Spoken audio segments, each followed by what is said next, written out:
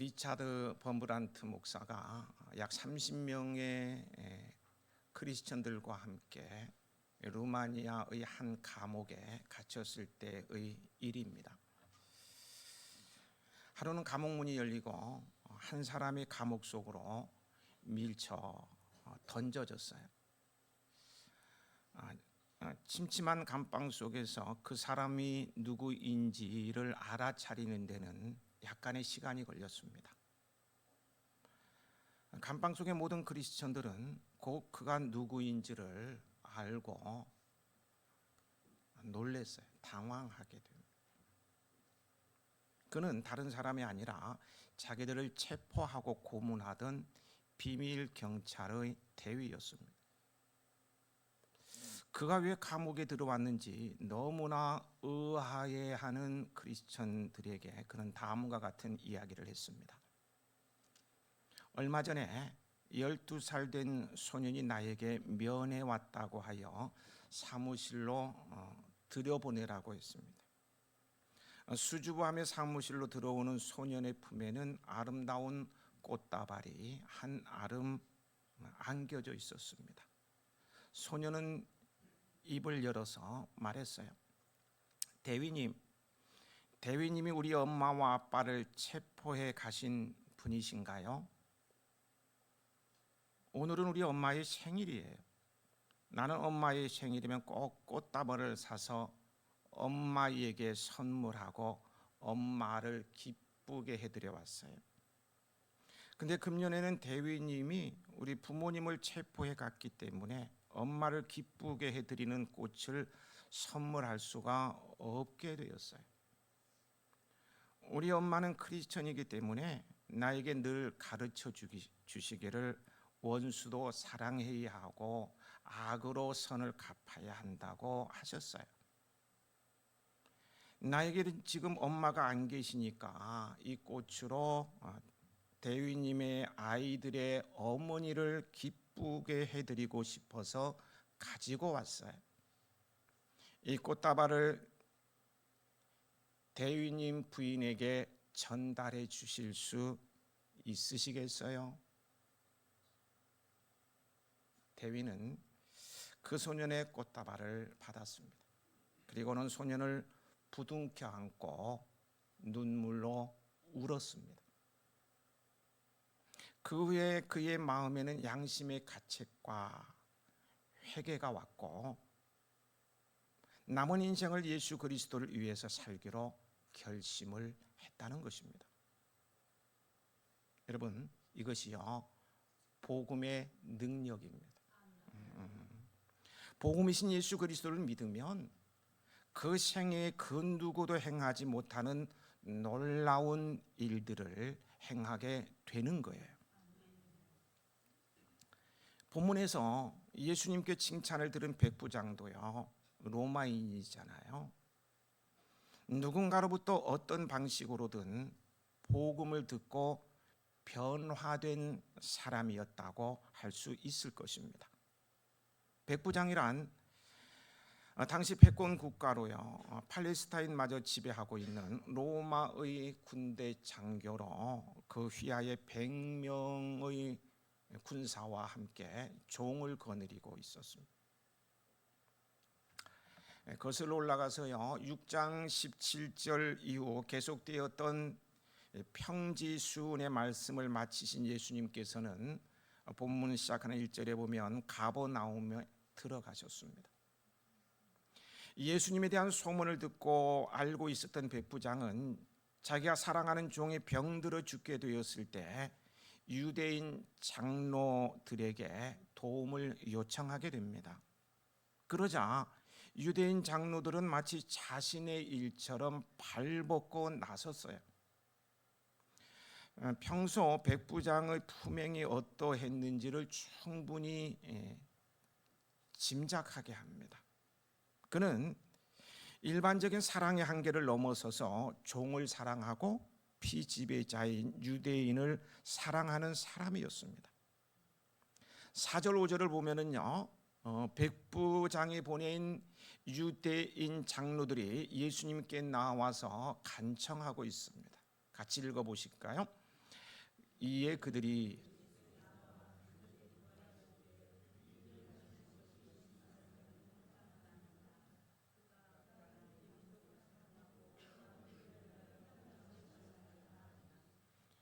그런데 당시의 시대적 상황을 고려할 때요, 이렇게 유대인 장로들이 로마 군대의 장교를 위해서 간절히 주님께 구한 것은요, 파격적인 일이라 아니할 수가 없어요.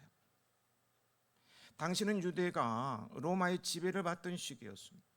그리고 당시 유대 땅에 주둔하고 있던 로마 군인들은 대개가 교만하고요, 아주 잔인하였습니다. 잔인무도한 폭군이었어요. 그들에게는 어떤 도덕적인 윤리 자체가 없습니다. 지나가는 여성을 폭행하는 것은 기본이고요. 뿐만 아니라요, 그렇게 잔인무도할 뿐만 아니라 종교적으로도 황제 숭배를 강요했기 때문에 유대인들과의 사이에는 갈등과 마찰이 끊이지를 않았습니다. 그러므로 유대인들 사이에 로마인이라고 하면은요, 먼저 증오심과 적개심부터 막 끌어오르기 마련입니다. 그래서 헤롯 당원들은 로마 군인들이 보이면 뒤로 가서 칼로 쑤시고 도망가고 막 그랬어요. 증오가 감당하지 못할 정도. 그들은 적개심에 불타 있었다는 거예요. 그런데요, 본문을 보면 유대인 장로들이 예수님께 나와 이러한 로마의 백부장을 위해 진심 어린 간구를 하고 있습니다. 왜 이들이 이렇게 자기 나라를 지배하고 있는 로마의 한 백부장을 위해서 정성을 다해서 간구하고 있는 것일까요? 이리저리 생각을 해봤어요. 돈에 매수되어서 그런가? 이거 한 건 올리면 평생 먹고 살 만한 돈을 주머니에 집어넣어 줬기 때문에 와서 이러는 것일까? 아니면 강요나 폭압 때문에 그런 것인가? 가족이 인질로 잡혀 있기 때문에 가족을 살리기 위해서 어쩔 수 없이 주님께 찾아와서 이러는 것일까? 아니죠. 제가 쓸데없는 생각을 한 거죠. 그것은 그들이 백부장의 인품과 행동에 감동되었기 때문에 요청을 받았을 때 자발적으로 예수님을 찾아가서 간구했던 거예요. 지배국 로마의 군대 장교였으면서도 유대인들을 학대하기는커녕 오히려 회당을 지어주는 유대인들을 존중하고 사랑하였던 그 백부장에게 감동하였기에 이토록 진심 어린 간구를 하고 있는 것입니다. 그리고 이러한 유대인들의 중심 어린 간구가 예수님으로 하여금 백부장의 청을 들어주도록 하는데 많은 영향을 주었어요.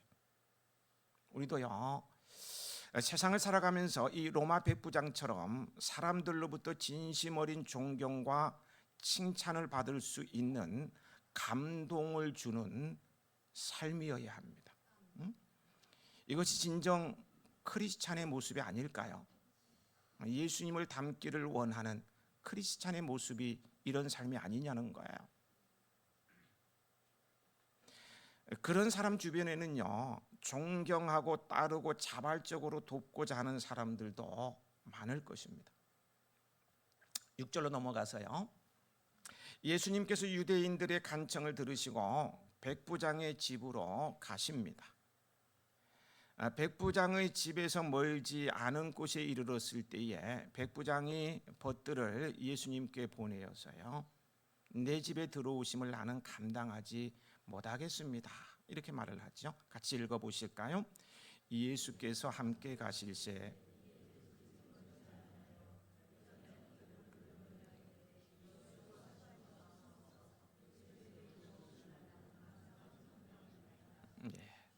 여기 감당하지 못하다라는 헬라어 원어는요, 자신의 무가치함을 느낄 때 사용하는 말입니다. 주님 앞에 설 가치가 못 된다는 거예요. 주님의 은혜를 받을 가치가 없는 그런 존재라는 거예요. 사실 그럴까요?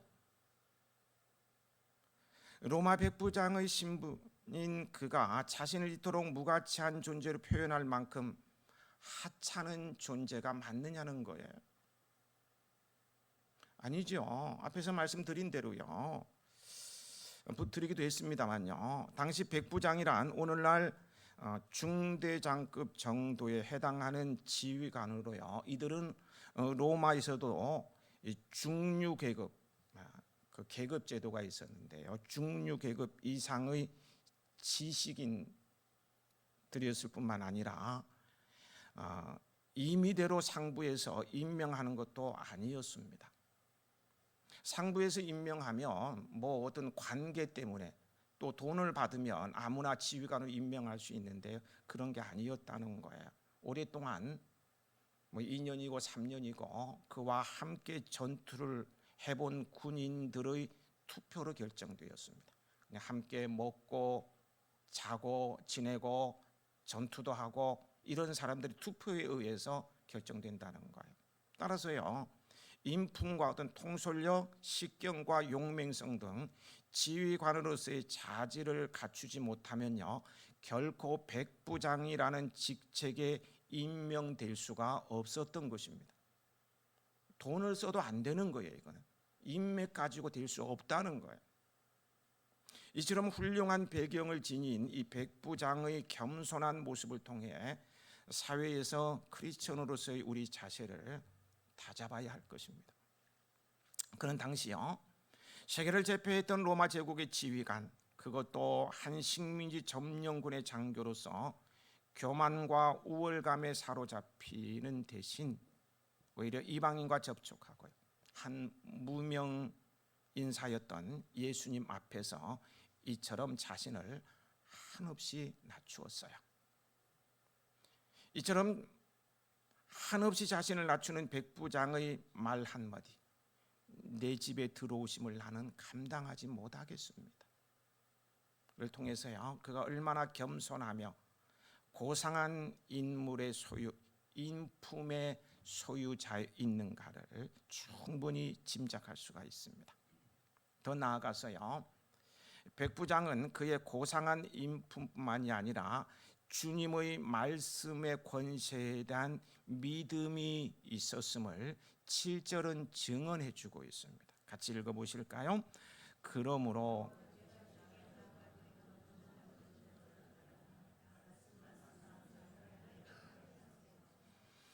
백부장은 예수님께 말씀만 하사 내 하인을 낫게 하소서라고 했어요. 이러한 백부장의 말은요 그가 예수님을 신적 권세를 지니신 분으로 알고 있었음을 알려줍니다. 백부장에게는요 예수님을 하나님의 아들로 믿는 믿음과 주님의 권능에 대한 확신이 있었던 것입니다. 그의 예수님에 대한 이러한 믿음과 확신은 당시 하나님의 선민이라고 자처하는 유대인들에게나 또 제자들에게서도 예수님의 제자들에게서도 찾아볼 수 없었던 것으로요 예수님께서 놀랍게 여기실 정도로 참으로 놀라운 것이었습니다.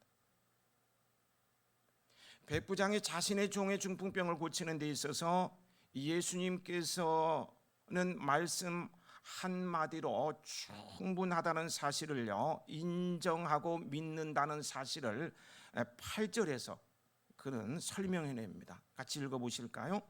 나도 남의 수하에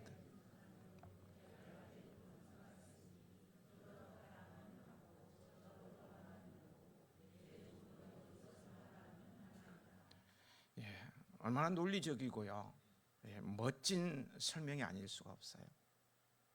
백부장은 그 자신도 명령을 하면 수하에 움직이는 자들이 있는데 예수님은 하나님이시기에 말씀만 하셔도 그 말씀대로 이루어진다는 것을 믿고 있었어요.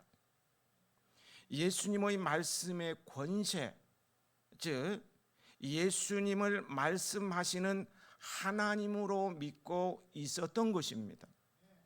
이것이 백부장의 믿음이었습니다. 다시 말해서요, 백부장의 믿음이란 말씀의 권세를 인정하고 받아들이는 믿음입니다. 이 믿음이 우리의 믿음이 되었으면 좋겠습니다. 여러분, 이 하나님의 능력은요, 이 믿음이 우리의 믿음이 되었으면 좋겠다고 했는데요, 왜냐하면요, 하나님의 능력은요, 우리가 믿는 믿음만큼 나타납니다. 믿음과 하나님의 능력은 우리의 믿음에 비례해서 나타난다는 거예요. 어려운가요? 이야기가 이런 말이에요. 우리가 절반만 믿으면 절반의 능력이 나타납니다. 그러나 우리가 온전히 믿으면 온전한 능력이 나타난다는 거예요. 미국의 앤더슨 목사가 중풍에 걸려서요, 사역을 하다 보면 병 걸릴만 하다라는 생각이 들 때가 많이 있습니다만, 그는 중풍에 걸려서요, 교회 사역도 못하고 매일 집에서 요양하면서 성경을 읽는 중에 베드로전서 2장 24절에 그가 채찍에 맞음으로 너희는 나음을 얻었나니, 그가 채찍에 맞음으로 너희는 나음을 입었나니, 이 성경 구절을 읽고 그는요, 그렇다, 내가 이 사실을 이제야 알게 되었군 하면서 무릎을 탁 쳤습니다. 물론 몰랐던 말씀은 아니죠. 평소에 알고 있던 말씀이지만 지금 감동으로 다가온 것입니다. 그 심령을 울렸던 거죠. 그날 이후 그는요, 매일 이 말씀을 암송하면서 예수님께서 십자가상에서 채찍에 맞음으로 그때 이미 내 병은 다 나았다. 그때 이미 내 병은 다 나았다. 늘 정상 출근도 하고요. 그는 예수님께서 그때 다 치료하셨다. 그러므로 나는 병자가 아니다. 라면서요, 자신이 병자인지 모를 정도로 일상생활을 이어가는 중에 그의 중풍이 자신도 모르는 사이에 완치되어 버린 것입니다. 자신도 모르는 사이에 중풍이 어디 갔는지 몰라. 성경 말씀 같이 예수님께서 채찍에 맞음으로 자신의 병이 다 완치된다는 이 사실을 전심으로 믿는 사람은 그 병이 다 완치되고요, 마음 한구석에 설마 하고 의심의 꼬리가 남아있는 자는 은혜를 받지 못한다는 사실을 이 앤더슨 목사는 뒤늦게 깨닫게 되었다는 것입니다. 그렇습니다. 믿음과 하나님의 능력은 우리의 믿음에 비례해서 나타납니다. 우리가 절반만 믿으면 어떻게 돼요? 절반의 능력만 나타납니다. 의심하면 아무런 능력도 나타나지 않습니다. 그러나 우리가 온전히 믿으면 어떻게 돼요? 온전한 능력이 나타납니다. 엘리야를 보세요. 그는 갈멜산에서 기도할 때 구름 한 점 보이지 않았지만요, 하나님의 말씀을 믿고요, 하나님의 말씀을 믿고 7번째 기도를 했습니다. 그리고 손바닥만한 구름을 보고서도요, 말이 손바닥만, 이게 시력이 나쁜 사람은 보이지도 않으려고 싹 사라질만 그런 자그마한 구름을 보고도요, 비를 맞게 될 것이다. 비를 맞게 될 것이다. 이렇게 말했습니다. 그러자 그의 믿음대로 큰 소낙비가 막 쏟아지기 시작하는 거예요. 그러더니 3년 6개월의 그 가뭄이 한순간에 해소되고 말았어요. 3년 6개월 그 기나긴 동안 얼마나 땅이 메말랐겠습니까? 그런데 언제 그랬느냐는 완전히 해소되어 버린 거예요. 우리 하나님께서는 믿은 만큼 역사하십니다. 믿은 만큼 역사하시는 거예요. 말씀을 믿는 믿음으로 주님의 놀라운 은혜를 체험하는 여러분들이시길 축복합니다. 축복합니다. 9절 말씀 함께 읽으실까요? 예수께서 들으시고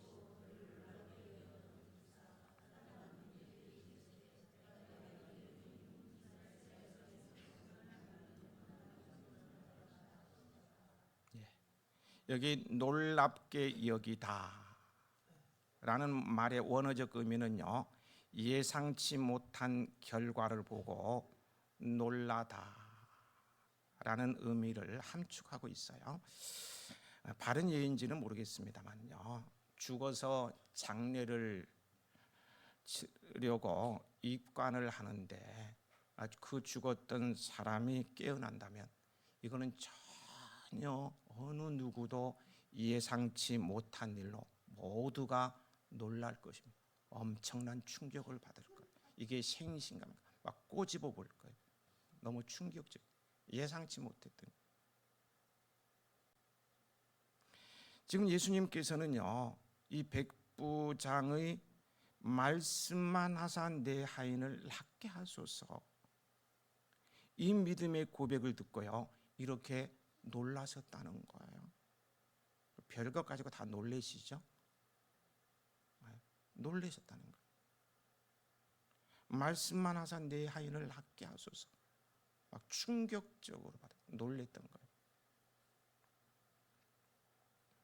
저는 우리 교회 성도 여러분들이야, 이 백부장처럼 예수님을 놀라게 하는, 예수님을 놀래키는 믿음의 사람들이 되길 소망합니다. 지금 백부장이 예수님을 놀라게 한 이유는 무엇이었습니까? 예수님께서는요, 이방인 백부장의 수준 높은 믿음에 놀라셨습니다. 물론 이는 전지하신 예수님께서 백부장의 믿음을 처음부터 모르셨기 때문이 아니라 백부장의 믿음이 그만큼 컸음을 나타내는 말이에요. 결국 백부장은 이 믿음으로 말미암아 예수님을 기쁘시게 했고요, 예수님께 큰 칭찬을 듣고요, 그가 소원하던 바가 이루어지게 되죠. 무엇을 말해줍니까? 하나님을 진정 기쁘시게 하는 것은 다른 무엇이 아니고요, 바로 우리들의 무엇일까요? 믿음입니다. 하나님을 기쁘시게 하는 다른 무엇이 아니고 나의 믿음이라는 거예요. 이 믿음이 하나님을 기쁘시게 해드리는 것입니다. 그런데도요, 우리는 자신도 모르는 사이에 이 세상 어떤 통념에 너무 깊이 젖어 있는 나머지요, 사람을 기쁘게 하려면 값비싼 선물을 해야 하듯이요, 아주 비싼 가방을 선물하든지 하든 막 하듯이요, 정치인들처럼 하듯이요, 하나님을 기쁘시게 하기 위해서도 무슨 대단한 일이나 많은 헌금을 드려야 한다고 생각할 때가 많아요. 하지만요, 성경을 보면은 이러한 생각은 하나님의 생각과는 상당히 거리가 먼 것, 동에서 서와 같이 거리가 먼 것임을 알 수가 있어요. 유대인들은요, 때를 거르지 않고 드리는 제사, 예배죠. 이 제사와 수많은 예물, 그리고요 일주일에 2번씩 금식도 하고요, 막 기도를 막 하죠. 이런 것을 가지고도요 칭찬받은 게 아니라 오히려 예수님의 엄한 책망을 드려야만 했습니다. 회칠한 무덤이라고 아주 저주까지 하시고, 최고의 것을 그렇게 많이 들었는데 고맙다, 애썼다, 이런 말씀 한마디 할 것도 같은데 책망하고 막 저주까지 뽑고, 그들이 드리는 제사와 예물에는 하나님에 대한 진정한 사랑과 믿음이 결여되어 있기 때문이죠. 오늘요, 우리가 하나님을 진정 기쁘시게 해드리기 원한다면 값비싼 예물이나 대단한 일을 해야 한다는 생각을 먼저 버려야 합니다. 버리세요. 버려야 하는 거예요. 그리고 다만 순수하고 온전한 믿음을 보이십시오.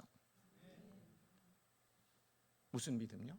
순수하고 온전한 믿음입니다. 아브라함처럼 가라 그러시면 가고 멈추라 그러시면 그냥 멈추어 서는 거예요.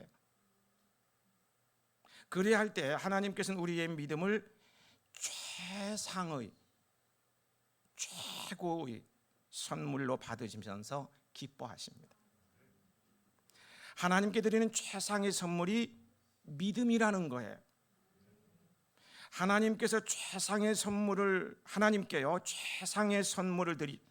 드려서 하나님을 기쁘시게 해드리는 여러분이 되시길 축복합니다. 하나님께서 기뻐하시면요, 내 마음의 소원이 이루어진다니까요. 소원을 이루는 삶이시길 바랍니다. 그리고요, 여기서 놀랍게 여기다로 번역된 헬라어는요, 말씀드린 대로 예상치 못한 결과를 보고 놀라다는 의미이면서요, 이 감탄하다라는 뜻이 내포되어 있습니다. 감탄하다. 우리나라 말로 하면은 최고라는 뜻이에요. 영어권의 사람들은 감탄할 때 쓰는 원더풀이라 그런가요? 원더풀. 저 아프리카 쪽에서는 따봉 최고다는 거죠. 최고다. 지금 예수님께서는요, 백부장을 향해서 따봉, 당신 최고야, 원더풀 이렇게 하고 있는 거예요. 신약의 복음서를 읽어보면 아시지만요, 예수님께서 행하신 그런 사역을 기록하고 있지 않습니까? 그런데도요, 예수님께서 웃으시고 아주 즐거워하셨다는 내용 찾기 힘듭니다. 아니, 없어요. 예수님께서 크게 웃으셨다는 구절은 더더욱 없어요. 그만큼 예수님께서는요, 유대인들의 인본주의와 형식적인 종교의식과 타락한 사고방식 때문에 분노하셨고요, 그들의 불신앙 때문에 늘 마음 아파하셨습니다. 그런데 여기에서는 예수님께서 즐거워하신 모습을 느낄 수 있습니다. 어떻게 해요? 예수님께서는 백부장에게 뭐라 그랬다고요? 최고야, 원더풀, 따봉 이렇게 하신 거예요. 여러분, 당신 최고야, 원더풀, 따봉 이렇게 하면서요, 인상 쓰는 사람 보셨습니까? 아마 예수님께서는 당신 최고야 하면서 미소를 지으셨을 거예요. 인정이 안 되나 봐요. 인정 한번 우리 실습해 볼까요? 옆에 분 보면서요, 당신이 최고야, 따봉, 원더풀 한번 해보세요. 예, 하시는 분은 다 웃고 있잖아. 예, 하시는 분 다 웃어요. 예, 당신 최고야 이렇게 인상 쓸 사람이 없다고요. 진정으로 나오는 칭찬은 미소가 따르는 게 돼요. 예수님께서는 백부장을 향해서 따뜻한 미소를 지으셨습니다. 결론적 질문입니다. 예수님을 미소 짓게 한 백부장은 어떤 신앙의 인격을 소유한 사람이었습니까? 그에게는 100여 명의 군사와 종들이 있었습니다. 그 당시 사회에서 종들은 사람 취급을 하지 않았죠. 그들을 사랑의 대상으로 여기거나 연민하지 않았다는 거예요. 병든 종은 효용 가치가 없으므로 내다버리는 것이 관례였습니다. 여러분의 가정에서 필요 없는 휴지나 종이 조각, 쓰레기, 음식물 쓰레기 이런 거 다 어디 갖다 버립니까? 예, 그런 개념이었어요. 종들이 쓸모가 없고 병들면 갖다 버렸어요. 죄의식 안 같습니다. 여러분 쓰레기 버리면서 죄의식 같습니까? 똑같은 거예요. 그러나요, 이 백부장은요, 그 당시 이런 관리를 깨고 종을 한 명의 인격체로 바라보고 병든 자신의 종을 버리지 않고 그의 치료를 위해서 백밤으로 노력했던 것입니다. 그는 끝까지 자기 종을 지극한 애정을 가지고 돌보는 고상한 인품을 가진 사람이었습니다. 그러므로 그가 종을 고쳐달라고 간구할 때 예수님께서는 머뭇거리지도 않으시고요, 즉각 허락하셨던 거예요. 예수님께서는 보잘것없는 종을 향한 백부장의 애정이 넘치는 마음을 꿰뚫어 보시고요, 감동하시며 미소 지으셨던 거예요. 한 영혼에 대해 그가 실패자이든 병든 자이든 가난하든 신분이 천하든 개의치 않고 끝까지 애정을 가지고 돌보며 그를 위해 백방으로 노력하는 고상한 인품을 가진 성도는 주님을 미소 짓게 하는 사람입니다. 주님께서 그래, 너 최고야, 따봉, 이렇게 말씀하시면서 웃으실 것 같아요. 그리고요, 백부장이요, 주님을 미소 짓게 한 또 하나의 요인으로 뭐였습니까? 결정적인 요인이라고 할 수 있는 말씀만 하사 내 하인을 낫게 하소서. 말씀에 대한 믿음입니다. 예수님을 말씀하시는 하나님으로 믿는 그 믿음이 주님을 미소 짓게 했던 것입니다. 다시 말해서요, 예수님에 대한 확고한 믿음과 피지배자인 유대인과 종을 사랑하는 고상하고도 겸손한 인격이 예수님을 미소 짓게 했다는 거예요. 오늘 주님께서 저와 여러분을 바라보시면서 미소 지으셨으면 좋겠습니다. 우리 10절 말씀 함께 읽으실까요?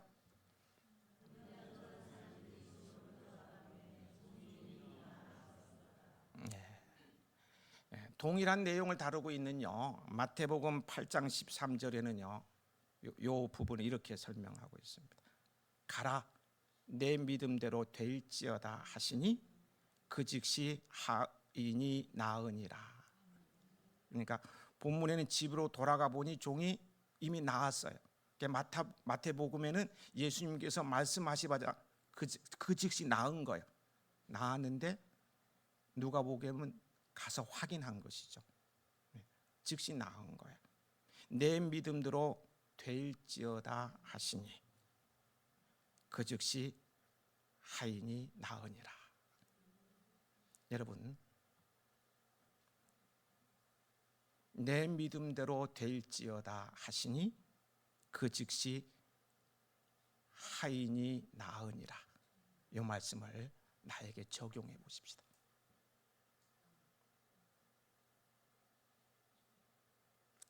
내가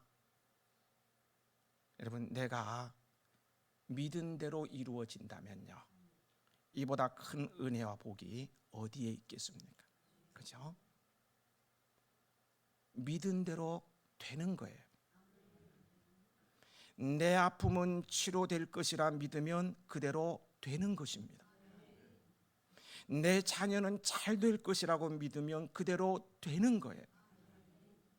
내가 계획하는 일이 이루어질 것이라고 믿으면 그대로 되는 거예요. 2024년도는 나의 해가 될 것이라고 믿으면 그대로 되는 거예요. 여러분, 내가 믿은 대로 이루어진다면 이보다 큰 은혜와 복이 어디에 있겠습니까? 안 그렇습니까? 주님을 미소 짓게 하는 신앙의 인품과 말씀을 믿는 믿음을 가지고 생활함으로 믿은 대로 되는 놀라운 은복을 받아 누리는 여러분들이 되시길 축복합니다. 축복합니다. 주님을 미소 짓게 하면요, 그것이요 부메랑이 되어서 나도 미소 짓게 돼. 나는 주님을 미소 짓게 하면 주님은 나로 하여금 미소 짓게 해주신다. 주님을 미소 짓게 하는 여러분들이시길 축복합니다. 내일이죠. 내일 25일. 내일은 성탄 감사 예배를 드림으로 주님을 미소 짓게 하는 우리 모두가 되십시다. 아버지 하나님,